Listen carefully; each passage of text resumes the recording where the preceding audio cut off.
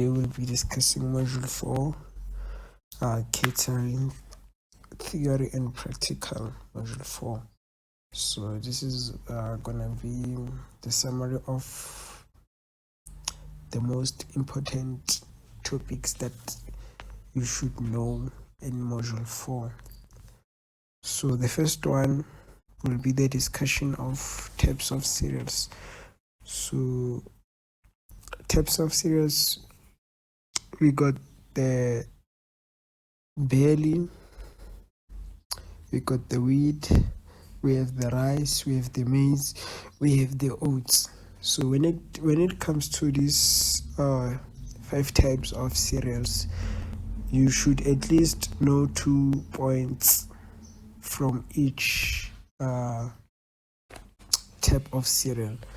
So on the barley, points that you can note down. So as I always say, I always encourage my viewers to watch this with their pen and scribbler or pen and paper, taking down some notes as we discover these points. So the first one, as I said, for barley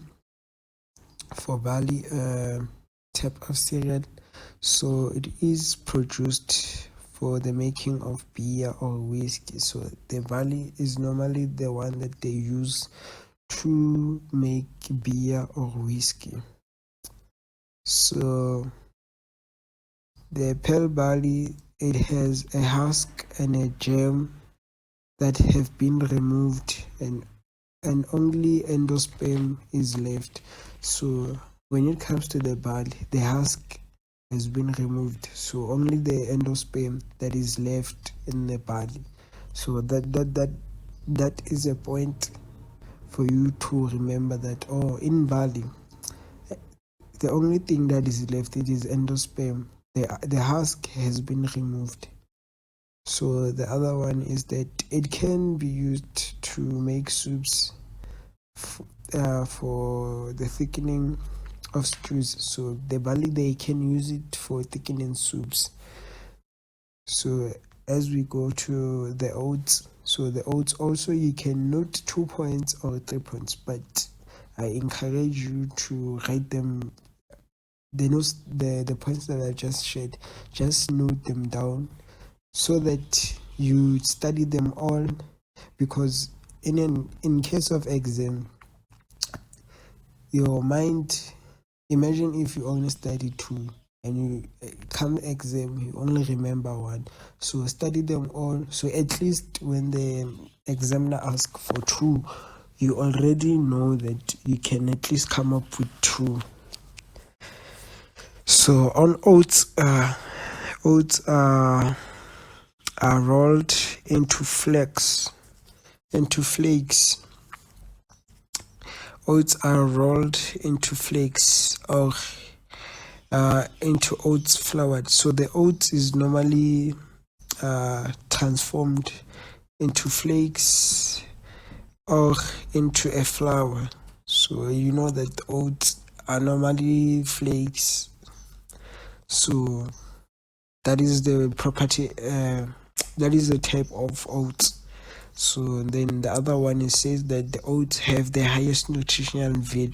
So when it comes to oats, if they're asking points like this,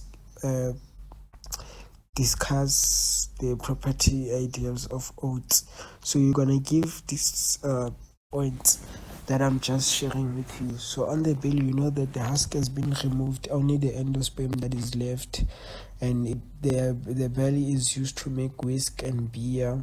And the oats has a highest nutritional value. It is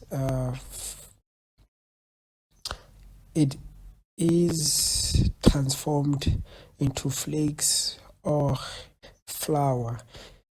Already those are your 2 points under oats. Oats contains no gluten and therefore not be used for the baking of bread. So oats does not contain gluten, so it cannot be used for baking of bread. So as you know that oats has no, now you know that oats has no gluten, and therefore it cannot be used for baking. So oats are used in biscuits, rusk, cooking, for frying of fish. So oats can be used for making of biscuits or rusk, or cooking and frying of fish. So you can use oats when you are frying fish. You can use oats when you are making rusk. So the ray property ideal of ray, it's slightly sour. It has a sour taste. It has a sour taste. So it gives a dark color and a heavy texture bread. So when it comes to ray, we referring to the property ideas that make brown bread. So as you know that brown bread has a dark color and heavy texture bread. So the qualities between the white bread and brown bread is that if you eat brown bread, you can consume 2 slices and feel full, but when you eat white bread, you can consume for at least 4 slices to make you full. So that's the difference. So brown bread, it is mainly baked using whey. So as it states that it gives a dark color and a heavy texture bread. So the dark color is due to the low gluten content. So the reason it is a dark color, it is due to the uh low gluten content. It has a lower gluten content. So the ray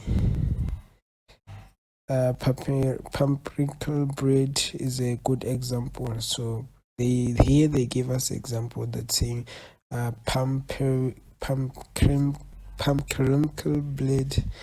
bread is a good example of ray. So rice, property ideas of rice, it is that it is the cereal with the lowest nutritional value. So rice has the nutritional value. You remember we said oats has the highest nutritional value. So when it comes to property ideas of rice, it does not have a lot of nutrients. So it contains a higher percentage of starch, less protein. As you know that rice is considered as starch. These are all starch, so rice contains a higher volume of starch. It has lesser proteins. So if it is a brown rice, it only if it is a brown rice, only the outer husk has been removed. So the reason why it becomes a brown rice, it is due to the removal of husk. So once husk has been removed, it will no longer be a white rice, but rather a brown rice. So in white rice, the husk, germ, bran have been removed. So the reason why white rice, the white rice, the husk is removed, the germ is removed, the brain have been removed. So 3 property IDs have been removed from the white rice. But on the brown rice, only the outer husk, not the full husk, but the outer husk. So here the rest, the husk, the germ, the brain have been all removed. So that is what makes it white rice. So other rice products. So the examiner might want to know, do you know other types of rice? So other types of rice, number 1 being the brown rice that you just have explained. Then number 2, you can say the wild rice. There is a wild rice. So I'm still going to make short videos showing you. So I believe in visuals for you to remember that, oh, wild rice was this kind of rice. Or you can go and check them to your nearest outlet, retail stores where they sell rice, like ShopRite or Pick n Pay. So another one is ground rice. I've already mentioned three products. I have already mentioned three types of rice. As I said, brown rice, wild rice, ground rice, then rice flour. We have a rice flour, we have rice flakes, we got a rice pepper. So these are 6 in all, but normally the examiner might want to know 5 or 4. But in case of the examiner wanting to give you 6 marks, at least you should know all these other types of products, of rice products, so that you can be able to get that fully 6 marks. The brown rice, wild rice, ground rice, rice flour, rice flakes, rice pepper. So as we dive to the importance of cereals, so why are the cereals important?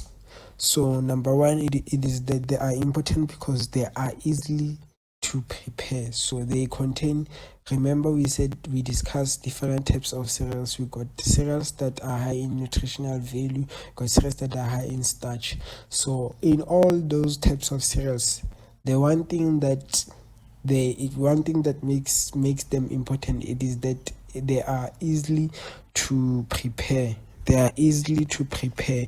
And point number 2, it is that they are likely to have a longer shelf life. So shelf life, it refers to how long something can be obtained.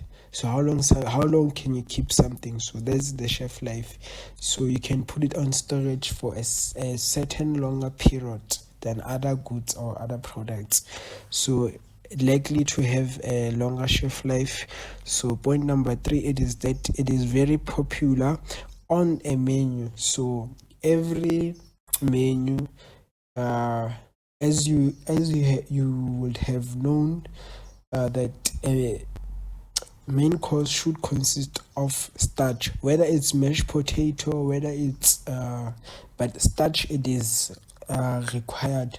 So mostly when it comes to menus, it's either cereals will be used for thickening, or will be used for soups, or will be used in addition, but the menu always consists of certain cereals. So point number 3, as I've just said, it is popular on a menu. The reason they are important, it is due to they are popular on a menu. So the other one is, it is that they are a source of carbohydrate and proteins. So they consist of high carbohydrates, and some cereals have high proteins. So the forms of cereal and extraction rate. So this is not as serious as it is, but for the coverage of the topics, I felt it important to know it, because it might come on multiple choice or as a column, so we never know. But normally, why should you know the forms of cereals? So you must know that a whole grain refers to the brown rice or wheat or barley. So whole grain, remember I said the whole grain. Just know when the column says whole grain, then they give you examples. You are going to look for these type of 3 cereals, which is brown rice, wheat, barley. So on whole grain, you're going to look for these types of cereals: brown rice, wheat, and barley. So on flaked, you can look for samp or mealie rice. So for samp, you can look for samp or mealie rice or pearl barley. So you will see that these things, they almostly alike, but they differ because of the other ones. The only what makes them differ is the color and the properties that they hold. So the other ones, as you would know, that they consist of the outer husk. So the other one, the gem is removed. So yeah. So on flaked, you would know that, oh, on flaked, I'm going to look for samp, for pearly belly, for mealy rice. So these are the types of flaked in forms of cereals. So on rolled, as we said that oats, it is rolled into a flour or flakes. So it can also fall under flaked, but mostly, if ever they give you rolled, you know that oats eventually is going to fall under rolled, not flaked. But it falls for both, but mostly if they gave you a column, then they said white grain, flaked, rolled, shredded, puffed, you would know that, oh, this falls under which or matches with which column. So on shred oats can also fall on shred. So lime oats, or so easy oats, shred, I said oats, or lean oats. So lean oats falls under shred. You can say oats or lean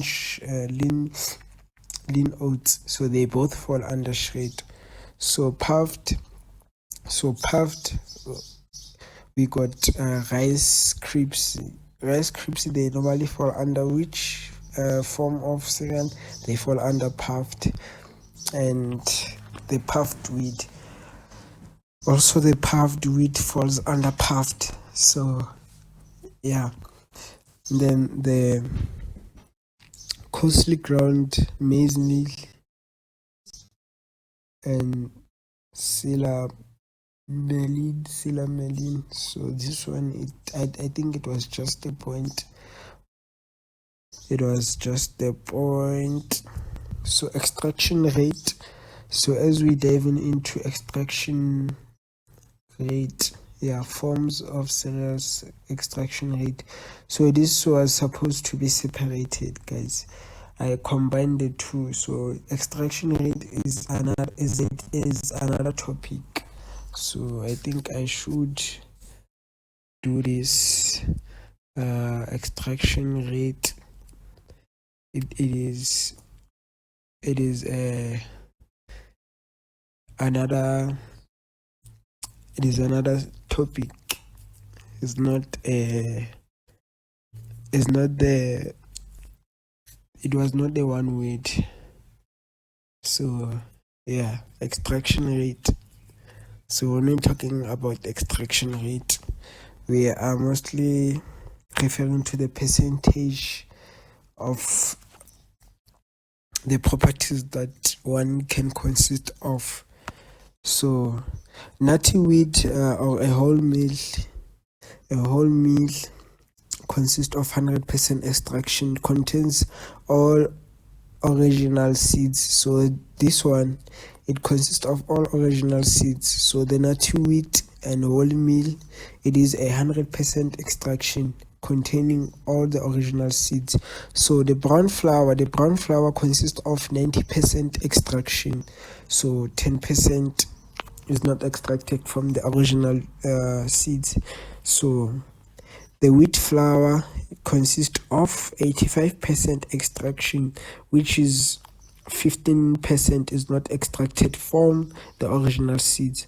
So the white flour consists of 70% extraction, which means 30% of white flour seeds are not extracted from the original seeds. So yeah, as I would have explained the extraction rate. So always remember the extraction rate. It could be on a form of multiple choice also, or true or false question. So other flour products. Remember that we did the types of cereals, we did the forms of cereals. So you will remember on the forms of cereals, we discussed the flaked, rolled, shredded, puffed, whole grain. So as you know that, or on a whole grain. So this refers to those three brown. Yeah. So as we dive into other flour products, so what are other flour products? So what can we find? What forms other flour products? So in this case, what forms other flour products? So we are basically discussing how can we make flour? What other what other parts can be used to form flour or to make different types of flours? So how are different types of flours obtained? So the first one will be the potato flour. So the potato flour, it's manufactured from cooked potatoes used as a thickening agent. So potato flour, how potato flour it is obtained? It is obtained through manufactured from cooked potato. So basically there is something that it is obtained from cooking of potatoes. It is then transformed into, or it is then processed into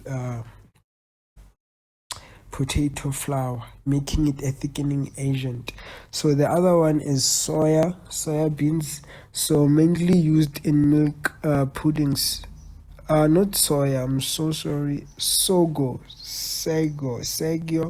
It's mainly used in milk puddings. So what makes puddings, it's sago. So Sorghum is mainly used in milk puddings. So Topieka is made from the starch found in root, found in Monek root. It is found in Monek root. So arrowroot, they are fine white flour. They are also used as a thickening agent. So the topieka is used in milk puddings, same as sago. They are used in milk.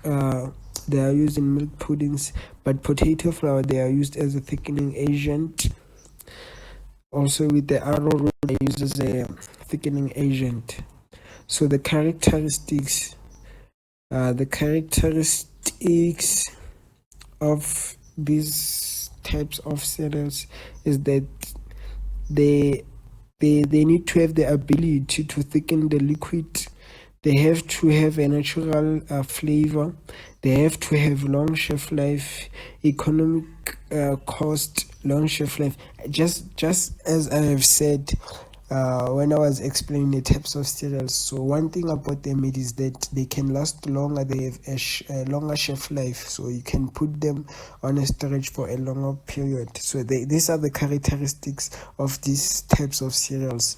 So they have the ability to thicken the liquid. So all cereals they have the ability of thickening the liquid. Then number two is that they consist of natural flavor. Remember the extraction rate where I said, see, this type of flour consists of this amount percentage of extraction. You will remember that I said the nutty wheat or whole meal consists of 100% extraction from original seeds. Then I said the brown flour consists of 90% extraction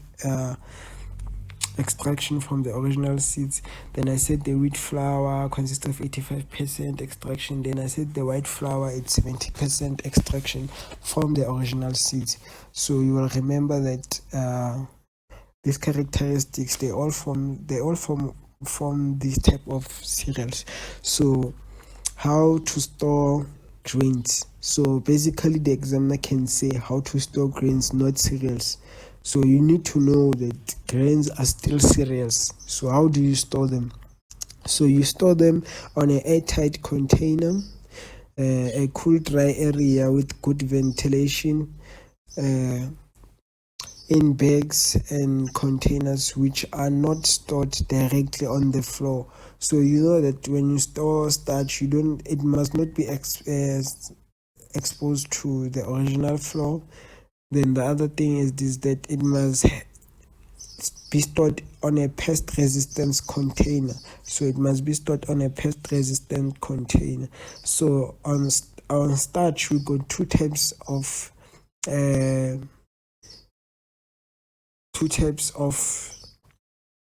starches, which is the difference between amylose and amylopectin.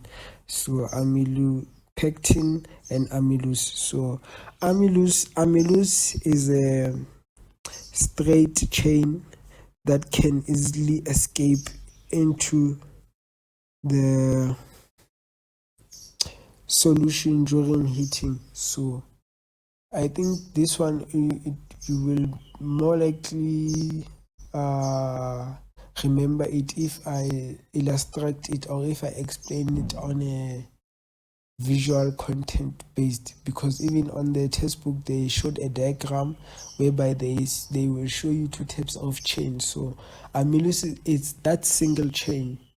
It does not have a lot on it, but it is a single chain. Then the amylopectin, it is has a chunky chain and very thick condensed structure. So it has a very thick condensed structure with a chunky chain. So the difference between amylose and amylopectin, even if you don't know, but you will know that, when you are looking for amylose, you are looking for something that is single. It does not have a chunky chain. It does not have connections. It is only a one thing. So then when you come to amylopectin, so amylopectin is like a chunky chain. It has connections. It's like a tree. It forms different stems. So the effect of moist heat on cereals or grains. So the effect of moist heat on cereals or grains, the first stage being that the starch molecules observe the water. So the effect of heat on grains is that the starch absorb the water. So you know that if you insert the starch inside the water will be inserted into the starch. So the starch drains all the water. So just a quick 2 minutes break. Yes, guys. So as I was saying, that the effect of moist heat on grains. So the first stage, which is what we know, if we cook pap, we know that we cook pap with a lot of water, but the end product, it is solid. It does not have water. Rather, the starch would have obtained all the water, and yeah, that's the case. So the effect of moist on heat on grains or cereals, it is that water is obtained during the cooking process. So the other one, second phase, it is that the starch will thicken when heated up to 60 to 70 degrees Celsius. So the starch will be thickened. As I said, that instead of the water flowing, the water will be absorbed by the starch. So if the heat is applied for a longer period of time, it will gelatinalize. So to gelatinalize is to swell and to be soft. So it makes the starch to be soft and to swell. So it is in the mixture, it changes a milky appearance to a pure color. So it changes from being white to creamy, or I don't know, but you would see that when you are cooking pap. So basically the maize meal is milky color, which is white, but as soon as you cook it, it now changes to creamy yellowish texture or color. So the other one, so we will be explaining the factors that influence the thickening qualities So now I was just explaining effect of moist heat on grains. So as you know that I said the mixture changes from milky appearance to. So now we're explaining the factors that influence the thickening qualities. So what makes starch a thickening agent? So we are focusing on that now, the factors that influence the thickening qualities. So number one, it is that what influences, or the factors that influences the thickening qualities, it is due to because of adding of sugar or acid. So this helps the starch to act more as a thickening agent. So the temperature, it also makes the starch to be a thickening agent. So if you cook in soup is sort of flourish powder. So as soon as you insert it in water, on cold water, it won't thicken. But as soon as temperature changes, you will start seeing it thickening. So that's the whole idea about the effects, about the factors that influence the thickening qualities. So temperature and the technique that is used. The technique, if you keep stirring, remember starch.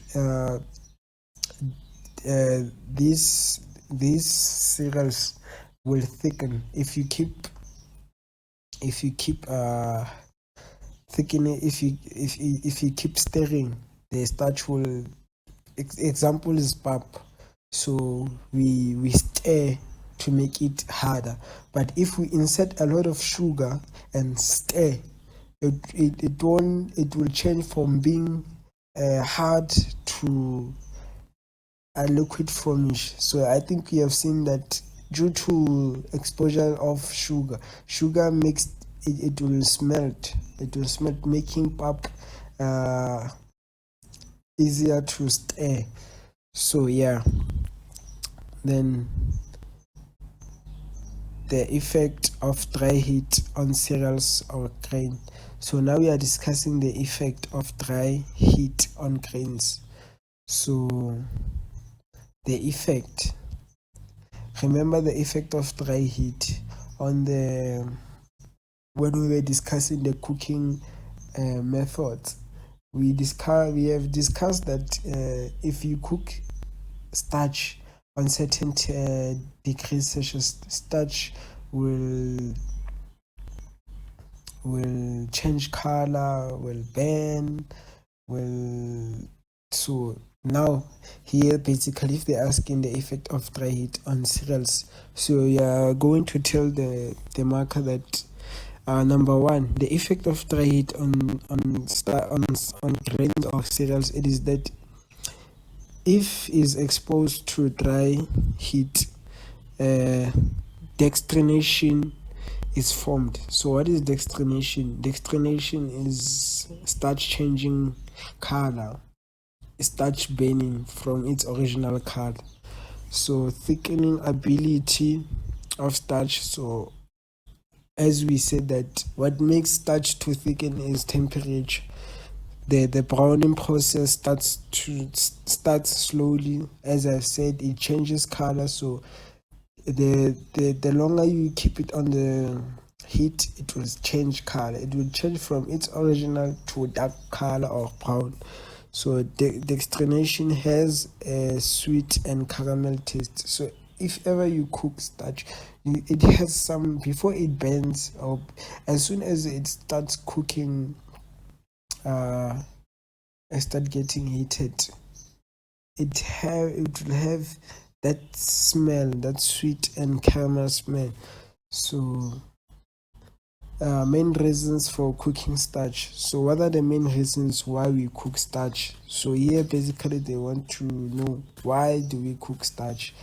Remember, there's where we explained why the characteristics of starch, said that they are easily to cook.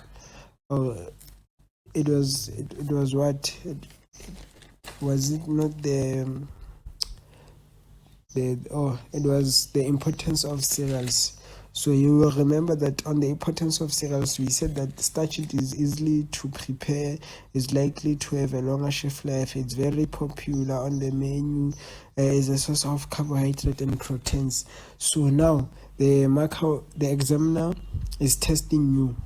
They tell us the main reasons why we cook starch. It no longer he or she no longer wants to know the importance of, but wants to know why do we cook. So the reasons we cook this starch or cereals, it is due to tastier. They tastier better.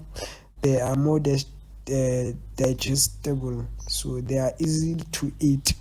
So they are more flavorsome, as we just explained on the effect of heat. That as soon as it starts, if it is exposed to a dry heat, it will have a sweet and flavorsome smell. So for cooking starch, it is due to they got a tastier. They are more tastier, they are more digestible, they are more flavorsome. So characteristics of cooked cereals. So when we are looking on characteristics of cooked cereals, we are looking at, example would be pap. So the characteristics, remember there's like the characteristics of good quality pap. So good quality pap is that cereal should not be lost without lump. So they should not have lump. That's number one. Then consistency should match the required outcome. So when you cook pap, you need to stick to the temperature. You reduce as it changes in forms of stages. So consistency should be matched the required outcome. So these are the characteristics of cooked cereals. Consistency should match the required outcome. The other one is that they should be moist but not stick. So characteristics of cooked cereals is that they should be moist but they should not stick. So they should consist of moist but do not stick. So they need to be cool. Starch sauce should be smooth with a velvet appearance.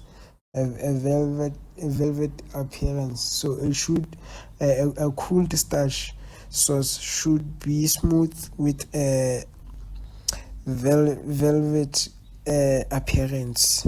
So polenta or polenta or polenta. So what is this when we're discussing about polenta? So basically polenta is that French pap.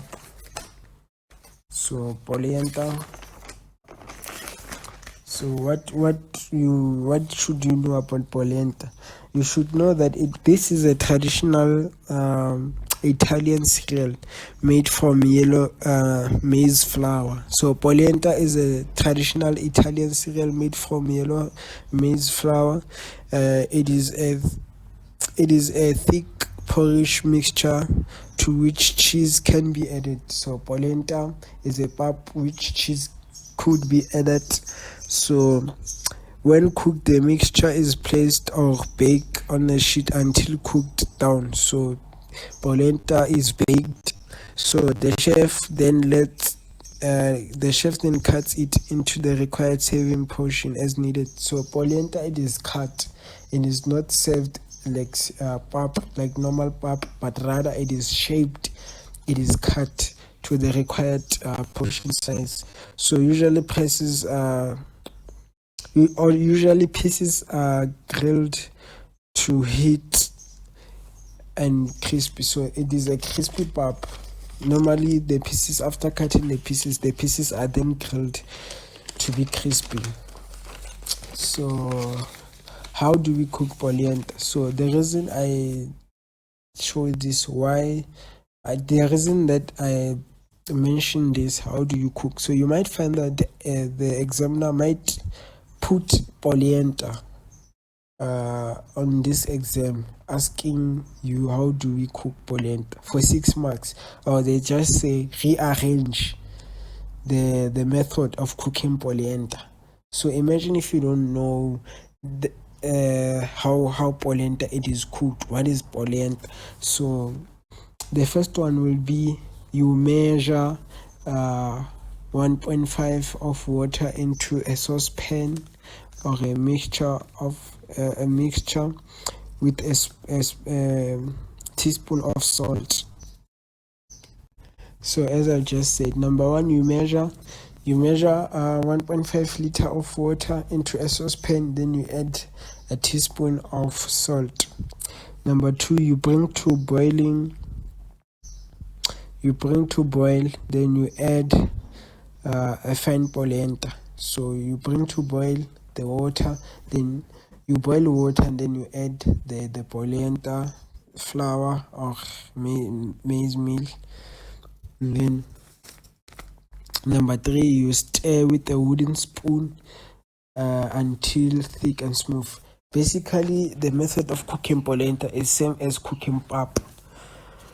So, but it differs when you are about to grill and what. So then number four, it is that you reduce heat and cook gentle stirring occasionally for about 20 minutes. So this is just like I have said. So basically cooking polenta is like cooking pap. So if you know how to cook pap, you know how to cook polenta, despite how it is ended. So number 5 and 6, so you should remember that you serve with butter or grated cheese. So basically step 1 up to 4, I think you apply the step of cooking pap, original pap. So step 5, you know that it is polenta. Now what makes it different from pap, it is that you add cheese or you add butter on step 5. And then step 6, it is that when cold, you then cut it into squares and fry it in an onion to make it crispy, just like I have explained what is polenta. So it is a pap that is crispy. So after it has cooled down and you have cut into squares, you fry it to make it crispy. So the white sauce on the textbook, it is not an important aspect to focus on. So we are going to focus on the difference between Roux and Beurre mean. So normally the examiner likes this one. I think in all past question papers, there is always difference between Roux and Beurre mean. So it's not rocks, but it is Roux. That's what I was told. It is not rocks, but it is Roux. And Manie, what is it? Barmin or Brumine. So they like the difference between Roux and Brumine. So what are the difference between these two? So the Roux, the parts are equal parts of flour and melted butter are mixed together and cooked. So on Roux, equal parts of flour are melted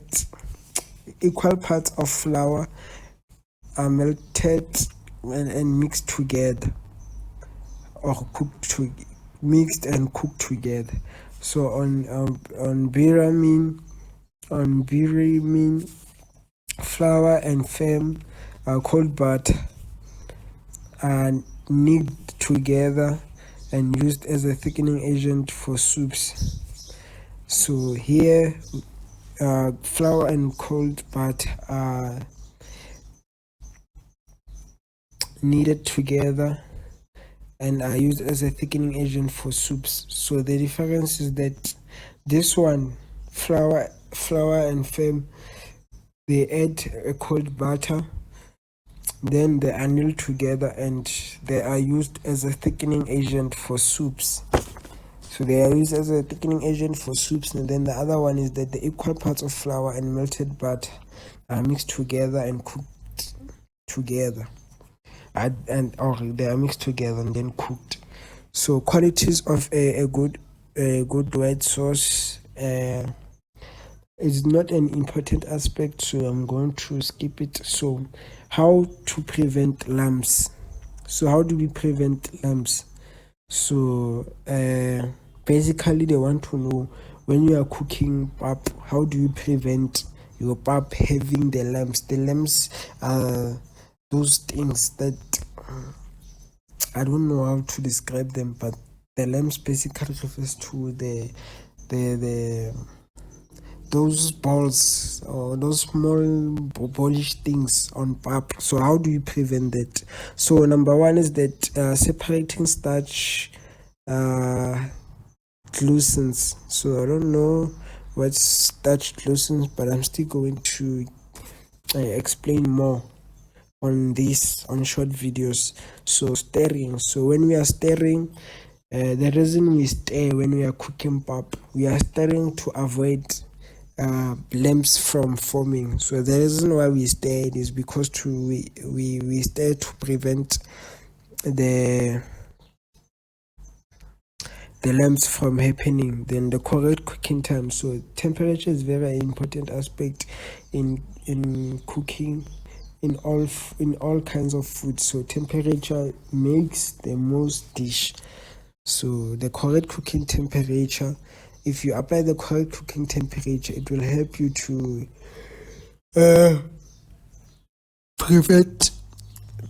prevent lumps. So the cooking time, also the time that you normally cook your starch, how long did you take to cook whatever you cooked, will help you to reduce or will help you to prevent lumps. So cooking time, cooking temperature helps you to prevent lumps. So stirring, cooking time, temperature, and separating starch. So those are the points to know when you are preventing lumps. So purchasing points of eggs. So here I think it was module 5. So I'm not going to explain this on this video. So make sure you subscribe, you like for more info. So this basically will fall under module 5 as we fold in. So make sure you subscribe and like so that you get notified when I upload new videos. So I'm gonna be uploading I will be uploading all the 4 course in hospitality and 4. So yeah, make sure you subscribe and you like and share. Thank you.